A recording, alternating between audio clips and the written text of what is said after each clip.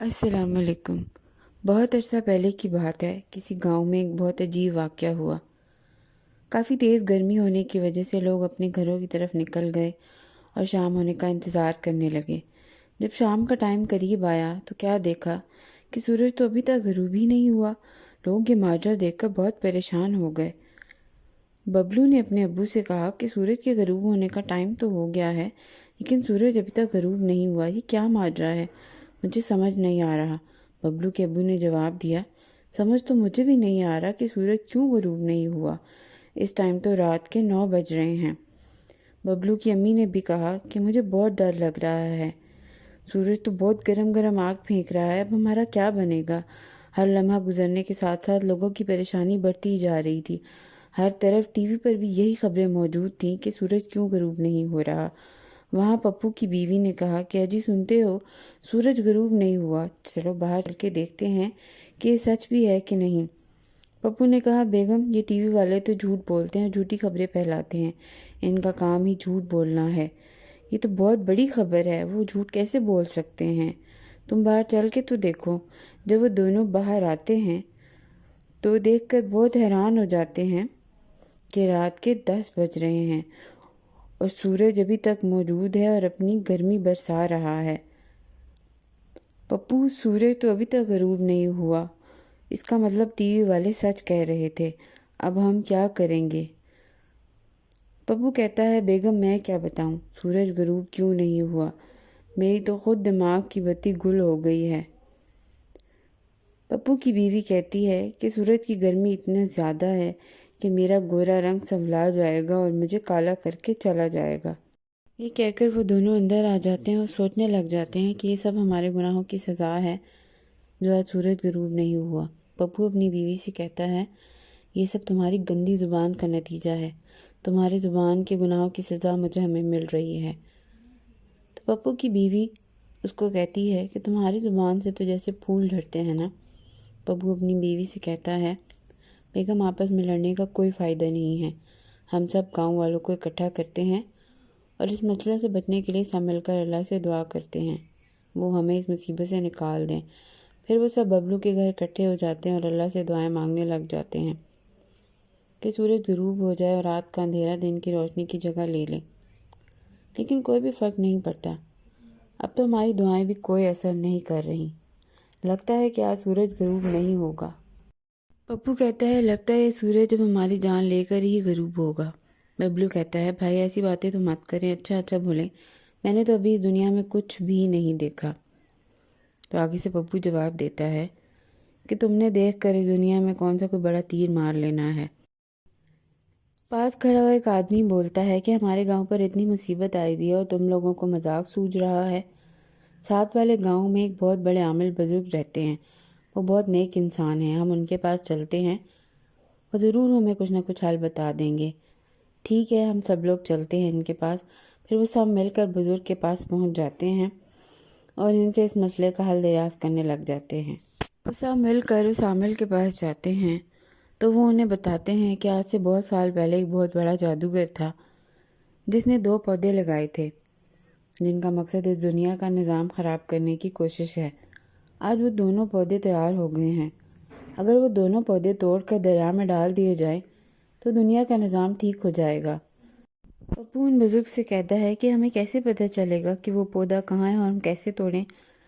वो बुजुर्ग जवाब देते हैं, कैसे का तो मुझे नहीं पता बेटा, हाँ लेकिन वो दोनों पौधे किसी घाटी के ऊपर लगे हुए हैं। अगर तुम इसे तोड़ने में कामयाब हो गए तो सब कुछ पहले जैसा हो जाएगा।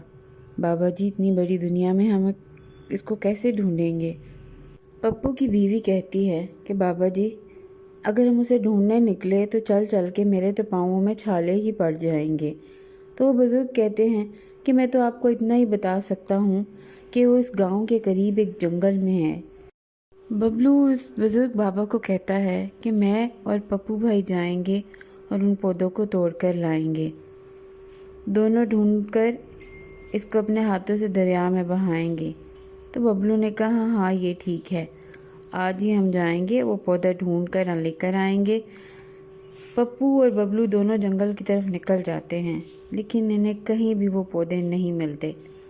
آخر کار وہ تھک ہار کر ایک جگہ بیٹھ جاتے ہیں۔ کافی دیر پودا ڈھونڈنے کے بعد پپو کہتا ہے کہ مجھے نہیں لگتا کہ وہ پودا جنگل میں ہے، اب ہمیں واپس چلے جانا چاہیے۔ ہاں بٹو، تم ٹھیک کہہ رہے ہو، اب ہمیں یہاں سے چلے جانا ہی بہتر ہے۔ وہ بھی جانے کی تیاری کر ہی رہے ہوتے ہیں کہ اچانک ببلو کو وہ دونوں پودے نظر آ جاتے ہیں۔ پپو بھائی، وہ دونوں پودے مل گئے ہیں، آپ ذرا اپنے پیچھے تو دیکھو۔ پھر جب پپو پیچھے دیکھتا ہے تو وہاں وہ دونوں پودے موجود ہوتے ہیں۔ وہ کہتا ہے، ہاں ببلو، تم ٹھیک کہہ رہے ہو، یہ تو وہی پودے ہیں جو ان بزرگ نے بتائے تھے۔ چلو ایک پودا تم توڑو اور ایک میں توڑتا ہوں۔ پھر ببلو اور پپو دونوں ایک ایک پودا توڑ لیتے ہیں۔ جیسے ہی ببلو اور پپو پودے توڑتے ہیں، ببلو اس پودے کو لے جا کر دریا میں پھینک دیتا ہے اور اس دوسری طرف پپو چپکے سے وہ پودا لے کر وہاں سے نکل جاتا ہے۔ لیکن ببلو جیسے ہی وہ پودا دریا میں پھینکتا ہے تو فوراً رات ہو جاتی ہے۔ لیکن ببلو کیا دیکھتا ہے کہ رات تو ہو گئی، سورج ابھی ادھر ہی ہے، اور وہ اپنے آس پاس دیکھتا ہے تو اسے پپو نظر نہیں آتا۔ وہ حیران ہو جاتا ہے کہ یہ پپو بھائی کہاں چلے گئے مجھے چھوڑ کر، اور وہاں پپو وہ پودا لے کر اپنی بیوی کے پاس آ جاتا ہے اور اپنی بیوی کو کہتا ہے، میں یہ پودا لے کر آیا ہوں۔ اس کی بیوی کہتی ہے کہ تم یہ پودا یہاں کیوں لے کر آئے ہو؟ اس سے تو سورج غائب نہیں ہوگا، تم نے ایسا کیوں کیا ہے؟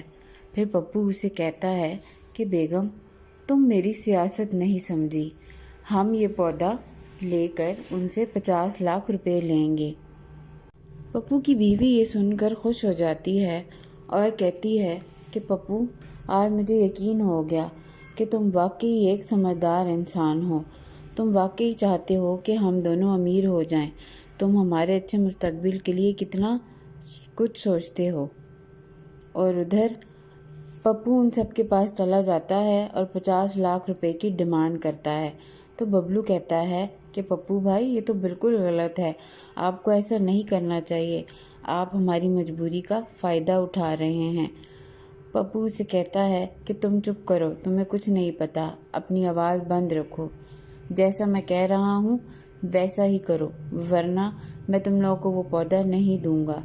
پھر ببلو کہتا ہے کہ ٹھیک ہے، جیسے آپ کہیں، لیکن آپ یہ غلط کر رہے ہیں، آپ سب کی مجبوری کا فائدہ اٹھا رہے ہیں۔ پھر ببلو کہتا ہے کہ ٹھیک ہے، ہمیں آپ کی یہ شرط منظور ہے، ہم آپ کو پیسے دینے کے لیے تیار ہیں۔ پپو یہ سن کر بہت زیادہ خوش ہو جاتا ہے اور کہتا ہے کہ کل آپ لوگ مجھے میرے پیسے دے دینا اور آپ لوگ اپنا پودا لے جانا۔ وہ سب بہت حیران ہوتے ہیں اور پپو یہ کہہ کر وہاں سے چلا جاتا ہے۔ پھر ایک آدمی کہتا ہے کہ بھئی یہ بہت غلط کر رہا ہے۔ ببلو کہتا ہے، میرے ذہن میں ایک ترکیب آئی ہے کہ ہم اوپر والے پیسے اصلی رکھیں گے، نیچے والے نقلی رکھیں گے۔ تو ایک آدمی کہتا ہے اسے پتہ چل جائے گا اور وہ پھر بہت برا پیش آئے گا۔ ببلو کہتا ہے کہ نہیں، وہ ایک لالچی انسان ہے، اسے بالکل اندازہ نہیں ہوگا کہ ہم کیا کر رہے ہیں، آپ بالکل بے فکر ہو جائیں، ہم اس کے ساتھ ایسا ہی کریں گے، وہ غلط کر رہا ہے، ہم بھی اس کے ساتھ اسی طریقے سے پیش آئیں گے۔ ببلو پیسے لے کر پپو کے پاس چلا جاتا ہے۔ جیسے ہی وہ پپو کو پیسوں کا بیگ دیتا ہے تو پپو وہ پیسوں کا بیگ دیکھ کر بہت خوش ہو جاتا ہے اور وہ پودا ببلو کو دے دیتا ہے۔ جب پپو نوٹ گنتا ہے تو اوپر اصلی نوٹ ہوتا ہے اور اندر باقی سارے نقلی نوٹ ہوتے ہیں۔ تو پپو کہتا ہے کہ یہ موٹو تو ہمیں دھوکہ دے کر چلا گیا، بیگم چلو اس کے پیچھے، دریا میں ڈالنے سے پہلے ہم نے وہ پودا اسے چھیننا ہے۔ پر وہ دونوں گھر سے نکلتے ہیں، جیسے ہی وہ دریا پر پہنچتے ہیں ببلو فوراً ہی وہ پودا دریا میں پھینک چکا ہوتا ہے اور فوراً سورج چلا جاتا ہے اور چاند نکل آتا ہے۔ تو پپو کہتا ہے، موٹے تو نے یہ ہمارے ساتھ ٹھیک نہیں کیا۔ تو ببلو کہتا ہے، میں نے بالکل ٹھیک کیا، تم جیسے لوگوں کی یہی جگہ ہے۔ وہاں سب لوگ بھی بہت خوش ہو جاتے ہیں کہ ببلو اپنے مشن میں کامیاب ہو گیا۔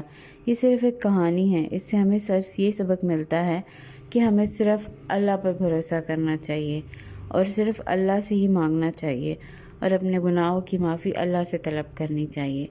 Thank you for watching. اللہ حافظ۔